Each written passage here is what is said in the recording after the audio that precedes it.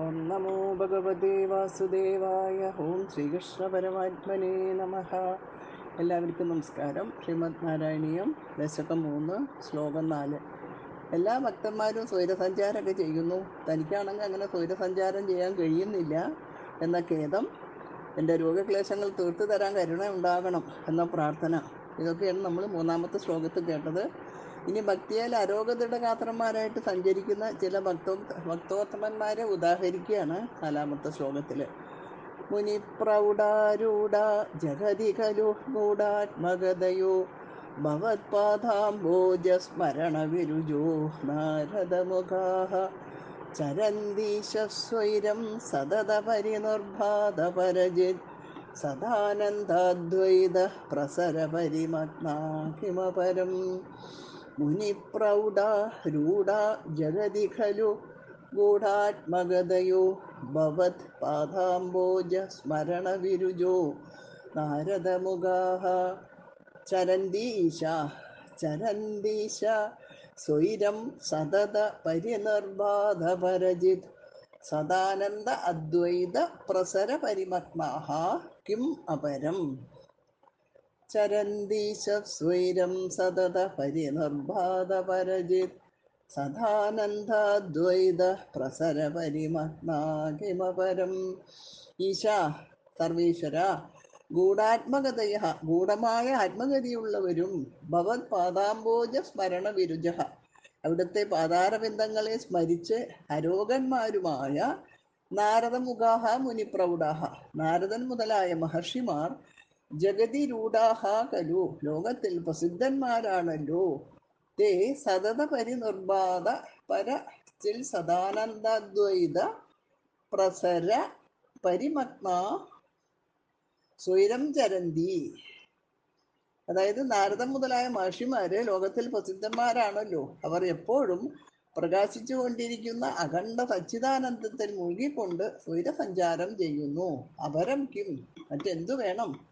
ഈ ശ്ലോകം ഭാഗവതം പ്രഥമസ്കന്ധം 4-ാമത്തെ അധ്യായത്തില് മഹാഭാരത നിർമ്മാണമടക്കം വളരെ സൽക്കർമ്മങ്ങളൊക്കെ ചെയ്തിട്ടും മനസ്സിന് തെളിവ് കിട്ടാതെ വിഷാദമഗ്നായിരിക്കുന്ന വേദവ്യാസന്റെ മുമ്പിൽ നാരദൻ വന്നു ചേർന്നതിനെയും 7-ാം ദിവസം തക്ഷകൻ കടിച്ച് മരിക്കുമെന്നുള്ള മുനിപുത്ര ശാപത്താല് ദുഃഖിതനായി ഗംഗാതീരത്തിൽ പ്രായോപവേശം ചെയ്തിരിക്കുന്ന പരീക്ഷത്തിന്റെ മുമ്പിൽ ശ്രീശുകൻ പ്രത്യക്ഷപ്പെട്ടതിനെയും അനുസരിപ്പിക്കുന്നു. ആത്മഗതി എന്ന ശബ്ദത്തിന് ദേഹം കൊണ്ടുള്ള സഞ്ചാരമെന്നും മനോഗതി എന്നും ജ്ഞാനമെന്നും തേജസ് എന്നും അർത്ഥം. സുഖനാരദാദികളുടെ സഞ്ചാരാദികളെല്ലാം ഗൂഢമാണ്. അവരുടെ സഞ്ചാരവും വിചാരവും ജ്ഞാനവും പ്രഭാവവും ഒന്നും മറ്റുള്ളവർക്ക് ഗ്രഹിക്കാൻ സാധ്യമല്ല. വേണ്ട സമയത്ത് വേണ്ട സ്ഥലത്ത് എത്തി വേണ്ട ഉപദേശം നൽകുന്നവരാണ് അവര്. അന്തർബഹിശ്ച ലോകാം സ്ത്രീൻ പര്യേമി അസ്കന്ദിതവ്രത അനുഗ്രഹാത് മഹാവിഷ്ണു അവിഘാതഗതി ഖ്വജീത്. പ്രഥമസ്കന്ധം 6-ാമത്തെ അധ്യായം 32-ാമത്തെ ശ്ലോകം. ഇന്ന് വ്യാസനോട് നാരദൻ പറയുന്നുണ്ട്, അതായത് മഹാവിഷ്ണുവിന്റെ അനുഗ്രഹത്താൽ ഞാൻ 3 ലോകത്തിലും അകത്തും പുറത്തും എവിടെയും തടവ് കൂടാതെ വ്രതഭംഗം വരാതെ സഞ്ചരിക്കുന്നു എന്നർത്ഥം. അതുപോലെ തന്നെ പ്രഥമസ്കന്ധം 19-ാമത്തെ അധ്യായത്തില് 25-ാമത്തെ ശ്ലോകം, തത്രാഭവത് ഭഗവാൻ വ്യാസപുത്രോ യദുച്ഛയാകാമടമാനോനപേക്ഷ അലക്ഷ്യലിംഗോ നിജലാപതുഷ്ടോ വൃതസ്ത്രീ ബാലേരവധൂതവേഷ എന്ന് ശ്രീശുകനെ കുറിച്ച് വ്യാസനും പറയുന്നു. അതിൻ്റെ അർത്ഥം, നിരപേക്ഷനായിട്ട് ഭൂമി മുഴുവൻ ചുറ്റി നടക്കുന്ന വ്യാസപുത്രൻ ഭഗവാൻ ശ്രീശുകൻ എതിർച്ഛയ അവിടെ വന്നു ചേർന്നു. കാരണം അറിഞ്ഞുകൂടാ. ആത്മലാഭ സന്തുഷ്ടനാണ്, ചുറ്റും ബാലന്മാരും സ്ത്രീകളുമുണ്ട്, നഗ്നവേഷനാണ് എന്ന് അർത്ഥം. ഭവത് പാദാംബോജ സ്മരണ വിരുജഹ എന്നതുകൊണ്ട് ഏതത് സംസൂചിതം ബ്രഹ്മം താപത്രയ ചികിത്സിതം യതീശ്വരേ ഭഗവതി കർമ്മബ്രഹ്മണി ഭാവിതം എന്ന ഭാഗവത വാക്യം കവി അനുസ്മരിച്ചിരിക്കുകയാണ്. സർവേശ്വരനും ബ്രഹ്മസ്വരൂപനുമായ ഭഗവാനിൽ കർമ്മം സമർപ്പിക്കുക എന്നുള്ളതാണ് അധ്യാത്മാദികളായ 3 ദുഃഖങ്ങൾക്കും ചികിത്സ എന്ന് അർത്ഥം. വ്യാസനോടുള്ള നാരദന്റെ വചനാണിത്. 3-4 ശ്ലോകങ്ങളിൽ അങ്ങനെ ഭക്തി രോഗക്ലേശങ്ങളെ കീഴടക്കാൻ ശ്രമിക്കുന്നതാണ് നമ്മൾ കാണുന്നത്. സർവേശ്വര, ഗൂഢമായ ആത്മഗതിയുള്ളവരും അവിടത്തെ പാതാരബിന്ദങ്ങളെ സ്മരിച്ച് അരോഗന്മാരുമായ നാരദൻ മുതലായ മഹർഷിമാർ ലോകത്തിൽ പ്രസിദ്ധന്മാരാണല്ലോ. അവർ എപ്പോഴും പ്രകാശിച്ചു കൊണ്ടിരിക്കുന്ന അഖണ്ഡ സച്ചിദാനന്ദത്തിൽ മുഴുകിക്കൊണ്ട് സ്വൈരസഞ്ചാരം ചെയ്യുന്നു. മറ്റെന്തു വേണം?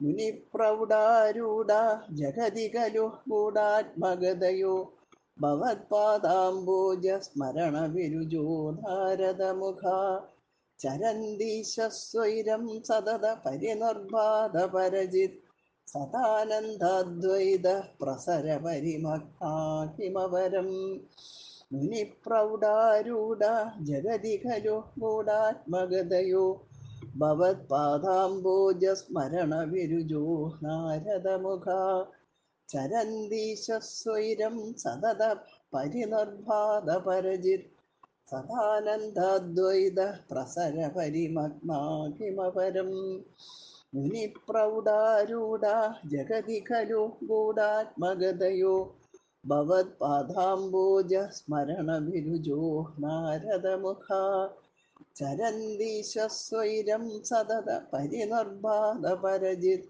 സദാനന്ദാദ്വൈത പ്രസര പരിമഗ്നാകിമപരം സർവത്ര ഗോവിന്ദ നാമ സങ്കീർത്തനം.